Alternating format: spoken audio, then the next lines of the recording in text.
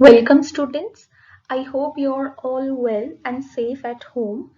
Let's continue with chapter 1, class 12, variation in psychological attributes.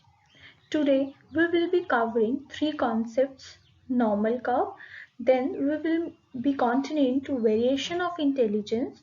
We have two extremeness of intelligence under it, that is intellectual deficiency and intellectual giftedness. So let's continue.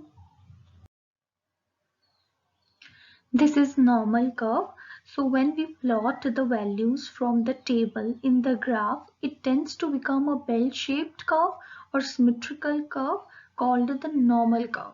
So here the central value or the mean value is 100. You can look at the picture in the normal curve. The average IQ score in a population is 100. The scores of most people tends to fall in the middle range of the distribution, that is between the IQ of 90 to 110.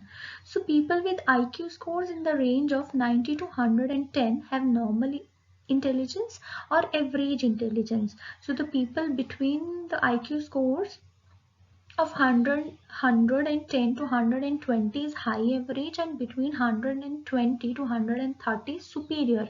So above 130 are people who are very superior. In the same way, IQ between 80 to 90 is low average, and between 70 to 80 is borderline, and below 70 is considered as intellectually disabled. So those with IQ below 70 are suspected to have intellectual disability, while person with IQ above 130 are considered to have exceptional talents or intellectually gifted. People with this kind of IQ lies at the extreme ends. So these two groups deviate from normal population in respect of their cognitive, emotional, and motivational characteristics. Now, lot of people have stigma towards people with low intelligence. Now they are perfectly normal people. The only aspect is that their intelligence level or their intelligence capacity is low as compared to other people of population. So they cannot do a certain kind of task, but they are otherwise very normal. And this is biological. They are born with it. No amount of medication, no amount of surgery can reverse the damage to brain structure and the neurons of the nerve cell. So let's look at the characteristics of children or people who are mentally challenged or intellectual disabled. So we in fact use the term mentally challenged, mental deficiency, not mentally retarded, because retarded also attaches a negative stigma or negative image to these people. Now, according to American Association on Mental Deficiency, AAMD gave the definition of intellectual disability as significantly sub-average general intellectual functioning existing concurrently with deficits in adaptive behavior and manifested during the developmental period.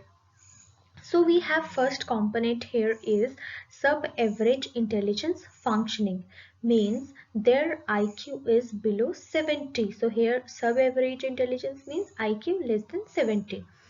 A second component is existing concurrently with deficits in adaptive behavior is a second component, which means their ability to adjust and cope up with different situations is comparatively much lesser than other people. For instance, tying shoelaces, care of their own selves, eating food at times gets difficult. Time concepts, money concept, all these are adaptive behaviors. Third, manifested during the developmental periods. Basically means below 18 years of age. So such children are not able to do very well with education or schooling. So they are not able to pass themselves. So it is identified before 18 years of age. It basically means a child of certain age, let me say a child of 5 years, is not able to grow as per his chronological age. So his mental age is lesser as compared to the chronicle age. So the child having an age of 18 years might be having a mental age of child of 7 years. So that is mentally challenged.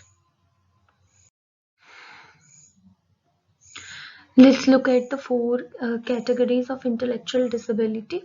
First category is mild mental retardation, second is moderate, third is severe, and fourth one is profound. So the IQ levels are, for mild, IQ level is 50, 55 to 70. For moderate, IQ level is 35, 40 to 50, 55. Severe mental retardation 2025 to 35, 40, and profound mental retardation is below 20 or 25. So individuals who are categorized under four different categories show significant variations in their abilities, ranging from those who can be taught to work and function with special attention to those who can't be trained and require institutional care throughout their lives. So let's look at the characteristics of individuals with different levels of intellectual disability. Mild category has an IQ of 50, 55 to 70. Now this we called an educable category. So children can be promoted to class 6. They can pass themselves till 6th, and therefore they are educable category. They are still better than other three categories that we are going to study. They can still manage, they can still marry, they can still have children, they can still learn vocational skills and have that careers in the supervision, of course. Second category is moderate category, 30, 40 to 50 to 55 is the range of IQ here. So these children are not able to promote themselves after class 2nd, and these we call as trainable. We can train them under supervision or support with guidance, with constant help. They can still manage. The last two categories are really debilitating categories, because severe and profound, although we have an IQ 20, 25 to 30, 40, and then last below 25. So now severe and profound found it really difficult to manage. Profound, rather, they are mostly bedridden. They can't really do anything. They can't even speak. Speech is retarded. Emotions are really not existing. So their self-care is not there. So they face a lot of problems and they can't survive very long. So that was about variations of intellectual disability. Let's move on to the other extreme of intelligence, which is intellectually superior or giftedness. So we have already talked about people with low intelligence. On the other hand, we have people who are gifted, who are having high level of IQ. Let's look at their features. They have exceptional general ability, that means G factor. So general ability here refers to intelligence, global intelligence, total aggregate of intelligence shown in superior performance in a variety of areas. Now they are identified again because they have a good performance and excellent and superior performance, unique and exceptional ability in all areas, in all kind of tasks. So therefore it is very easy to identify them as well. From the teacher's point of view, it depends upon a combination of high ability, high creativity and high commitment. So this is AC square, the short form for helping you remember. High ability, of course, we know general ability is very high. Creativity, of course, is very high with these people, and commitment, they are self-motivated. So such people, they take the initiative, they work themselves, they read up a lot of books, they have a very good memory, they have good observational ability and analytical ability. In fact, Lewis Terman did research where he followed 1500 children and he tried to understand would they able to succeed later in life. So children who had IQ, in fact who had high IQ, who were gifted having an IQ above 130, they were followed up and their occupational success was seen, and that was found they were very successful with their careers. Now, a lot of time giftedness has been differentiated from talent and prodigies. Now, you might have heard of a child who has been able to remember the whole of the Oxford Dictionary. Now, that is something a talent, that is something with the specific memory. A child who is exceptionally talented in a particular area, that is talent, but giftedness is overall capacity in all kinds of tasks. So a remarkable ability in specific field are highly talented, which we also called as prodigies. Let's look at the characteristics of gifted children.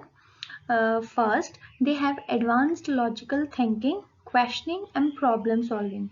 Of course, you cannot refute their logic very easily. Their logic is very good in quality. Next, superior generalization and discrimination ability. They are relating powers, their abstraction, their ability to distinguish and differentiate between various phenomena is very high. Next advanced level of original and creative thinking. That means the kind of questions they will ask, you will be looking for answers. The kind of words they will use will be exceptional again. So the kind of products they will develop will be very good. The kind of ideas they have, exceptional again. Next, high level of intrinsic motivation and self-esteem. uh, that this means they engage in behavior because it is personally rewarding for them, like satisfaction, for self satisfaction, not for an external reward.